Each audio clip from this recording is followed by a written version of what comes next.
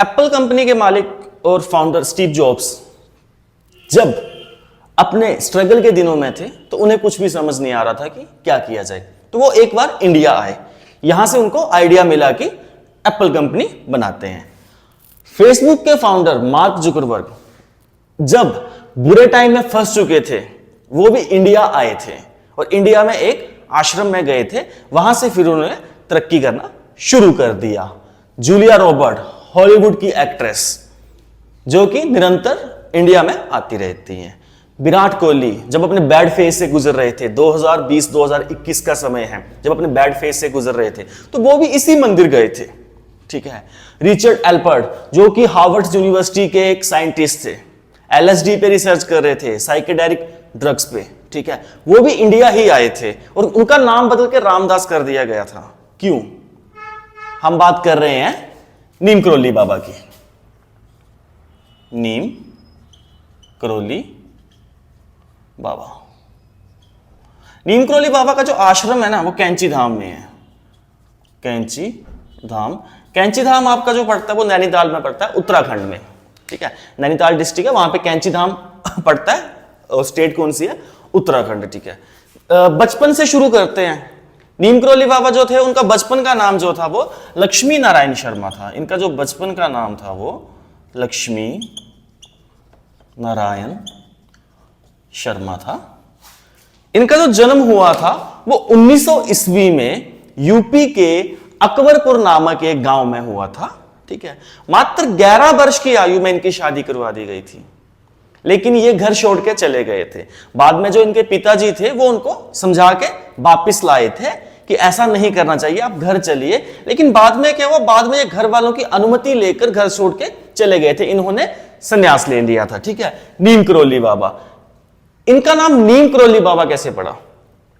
ठीक है। इनका जो जन्म हुआ था ना वो हुआ था 1900 में, और जो उन्होंने समाधि ली थी वो ली थी 1973 में। इनका आश्रम है वृंदावन में, वहां पे इन्होंने समाधि ली थी। लेकिन जो इनका धाम है वो कहां पे है? इनके दो आश्रम थे, एक कैंची धाम था, एक वृंदावन था। ठीक है। अब ये जानते हैं कि इनका जो नाम है वो नीम करोली बाबा कैसे पड़ा।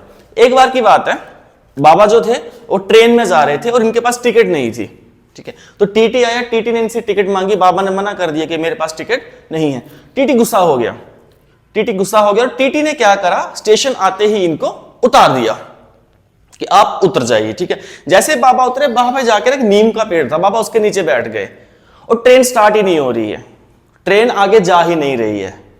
बाबा उतर चुके हैं और ट्रेन नहीं जा रही है। तभी किसी बंदे ने टीटी को बोला कि ये बाबा हैं, इनको मनाना पड़ेगा, तभी ट्रेन आगे जा पाएगी, स्टार्ट हो पाएगी। तो क्या हुआ, जो टीटी वगैरह थे, ड्राइवर वगैरह थे, वो सभी उतरे और बाबा को वो बाबा से रिक्वेस्ट करते हैं कि आइए आप ट्रेन में बैठिए और ट्रेन को चलाइए। तो बाबा उनको ये बोलते हैं कि यहां पे मैं बैठा हूं, वहां पे एक स्टेशन बनेगा, उसका नाम होगा, वो जगह थी करोली और बैठे थे नीम के पीछे, तो उसका नाम रखा गया नीम करोली।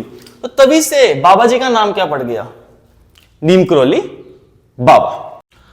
1974 की बात है, 1974 की बात है, जो एप्पल कंपनी के फाउंडर है स्टीव जॉब्स, उस टाइम स्ट्रगल के दिनों में थे। तो वो इंडिया आए और घूमते घूमते कैंची धाम आश्रम पहुंच गए। और बाबा जी जो थे वो 1973 में समाधि ले चुके थे, वो उसके 1 साल बाद आए।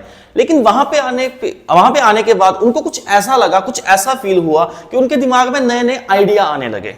ठीक है। और उन्होंने अमेरिका में जाके एप्पल कंपनी के निर्माण किया। ठीक है। उसके फाउंडर बोला जाता है। तो कहा जाता है जो एप्पल कंपनी का जो निर्माण हुआ, जो उसके फाउंडर थे ना, उनको जो ज्ञान की प्राप्ति हुई वो कहां से हुई है? नीम करोली बाबा के धाम से, कैंची धाम आश्रम से। ठीक है।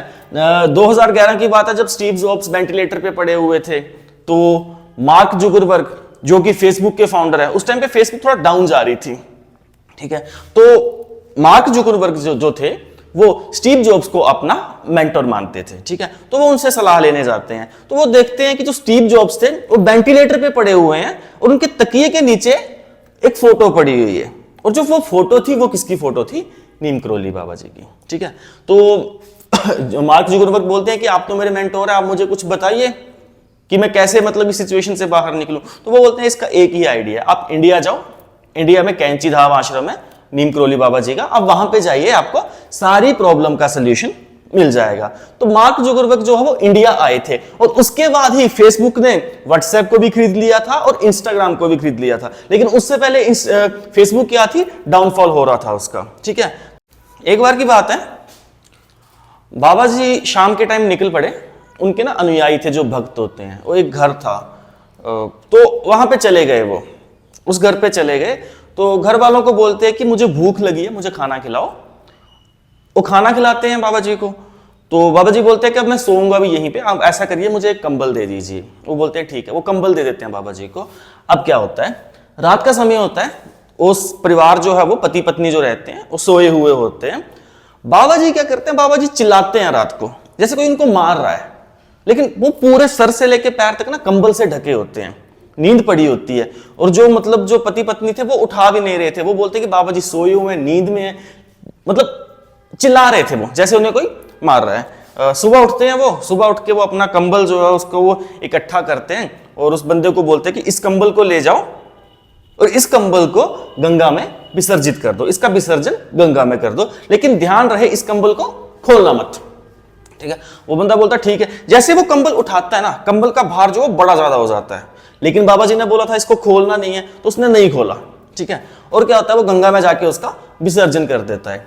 अब क्या होता है, एक महीने बाद जो वो फैमिली थी ना, उनका जो लड़का था, 1945 की बात कर रहा हूं मैं, 1945 की, जब सेकंड वर्ल्ड वॉर चली हुई थी, तो उनका लड़का जो था वो ब्रिटिश आर्मी के अंडर फौजी, मतलब जो आर्मी में था, वो क्या कर रहा था, वहां पे लड़ने हुए गया था। ठीक है, जब वो वापिस आता है ना, तो वो घर वालों को एक स्टोरी बताता है, बोलता एक रात क्या हुआ, हम बैठे हुए थे, दुश्मनों ने हम पे अटैक कर दिया, मेरे जो साथ वाले थे वो सभी मर गए, सभी मारे गए, लेकिन मुझे एक भी गोली नहीं लगी कि कोई गोली मेरे आजू बाजू से मतलब निकल जाए, मुझे एक भी गोली टच नहीं करी। और मैं हैरान था कि मुझे क्यों नहीं टच कर रही, और जो आसपास वाले थे वो सभी मर चुके थे।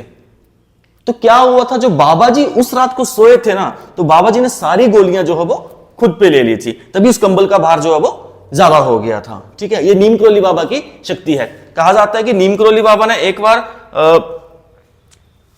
प्रसाद बनाना चाहा ना, मतलब मंदिर में बोलते हैं कि प्रसाद बनाइए, और जो संगत थी वो बड़ी ज्यादा आ चुकी थी। ठीक है, उसके लिए घी कम पड़ रहा था, तो जो वहां के उनके जो चेले थे वो बोलते कि बाबा जी घी कम पड़ रहा है। तो बाबा जी बोलते ऐसे करिए, जो घी के डब्बे हैं ना वो लेके आइए।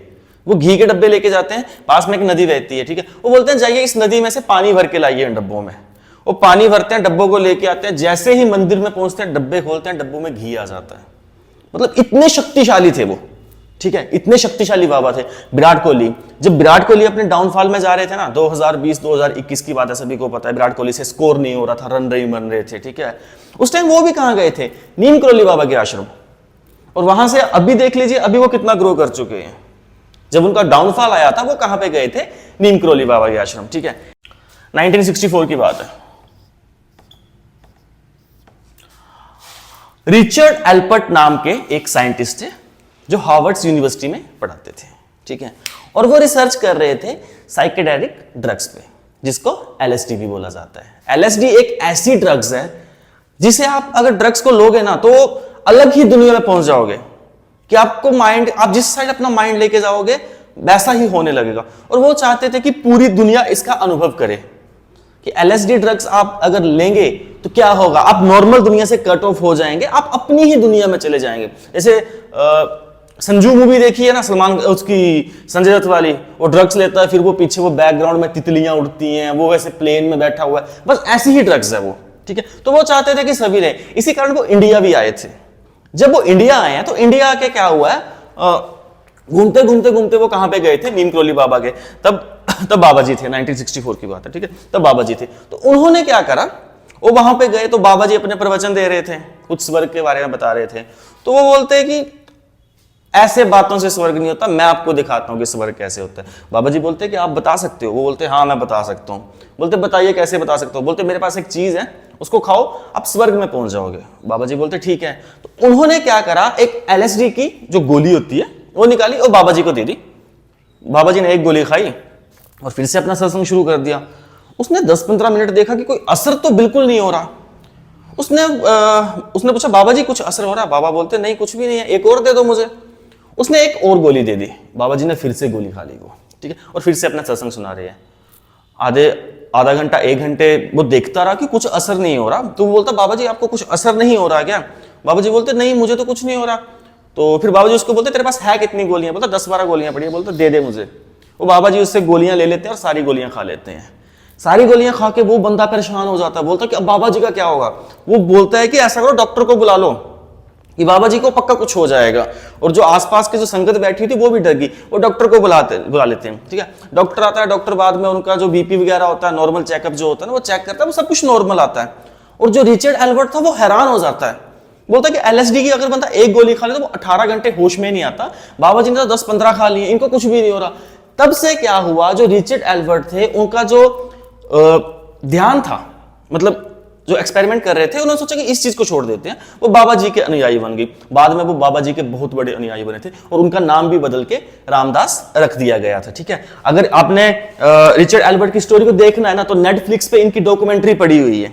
इन्होंने नेटफ्लिक्स की डॉक्यूमेंट्री में अपनी सारी हिस्ट्री बताई हुई है, आपको नेटफ्लिक्स पे मिल जाएगी इसकी हिस्ट्री। ठीक है, ये बाबा जी के अद्भुत चमत्कार थे। बाबा जी जो थे ना, वो किसी को अपने पैर नहीं छूने देते थे। वो कहते थे मेरे पैर नहीं छूने हैं, साथ में हनुमान जी हैं उनके पैर छुआ कीजिए। ठीक है, वो हमेशा राम राम राम नाम का जप करते थे। और यह भी कहा जाता है कि वो जो थे वो हनुमान जी के साक्षात अवतार थे। ठीक है, जो पावर्स हनुमान में थी ना, वो ही उनमें पावर थी। कहा जाता है कि वो उनके अवतार थे। ठीक है।